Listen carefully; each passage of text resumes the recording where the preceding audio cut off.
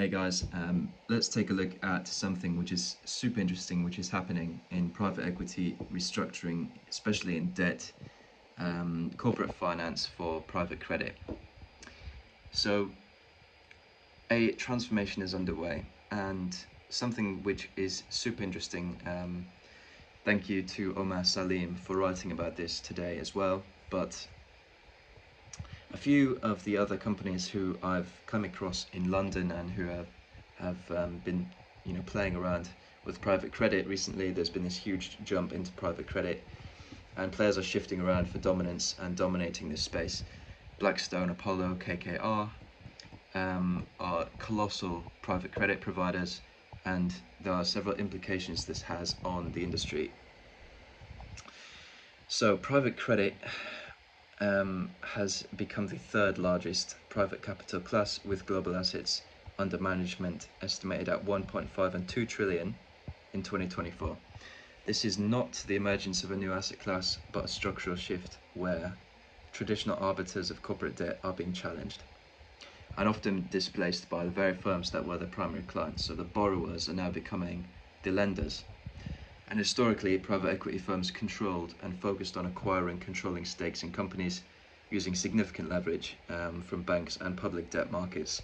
Today, substantial, and it's usually the majority shareholders majority share of their assets under management, and fee-related earnings is from diversified private credit strategies. In the US alone, private credit grew from 46 billion in 2000 to 1 trillion in 2023, and accelerating from 2019 onwards.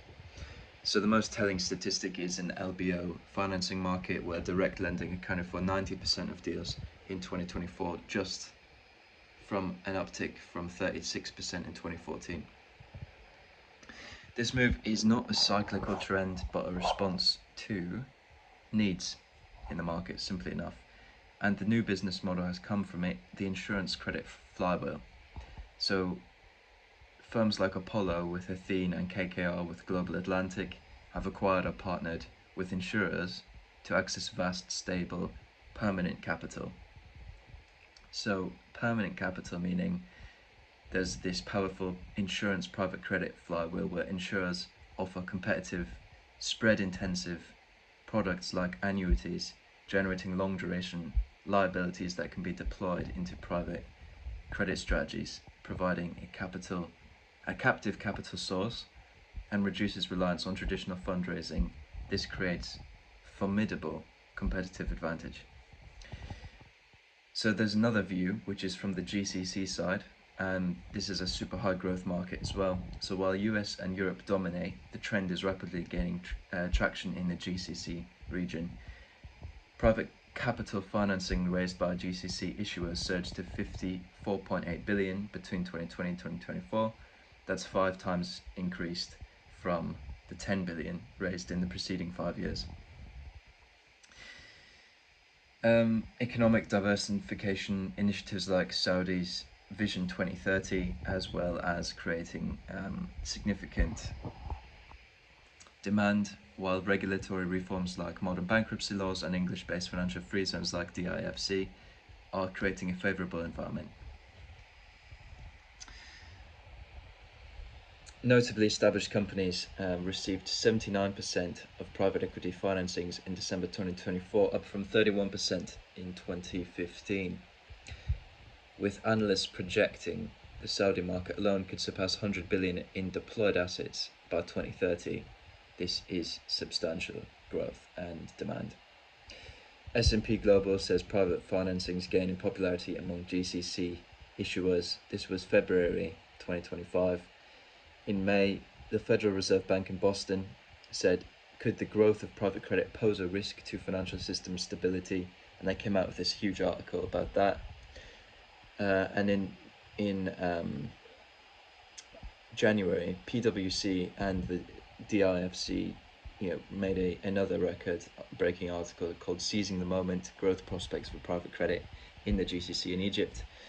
And then there's been other reports from Ropes and Gray, Bain and Company, Morgan Stanley, Understanding Private Credit's Rapid Growth that came out October 3rd, 2025. So this is a huge thing going on right now, and this is only gaining more traction and more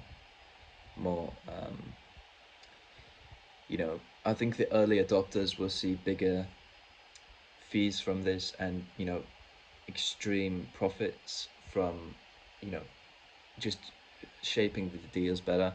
I think it will become more competitive. Obviously, as more people go into this space, people will become more competitive. But for now, it's really caused this growth in the markets, um, as it's shifted to private credit. I know I was in touch with a company in London who was doing this, and there's a Basel III kind of question, which is called another gift to private credit funds.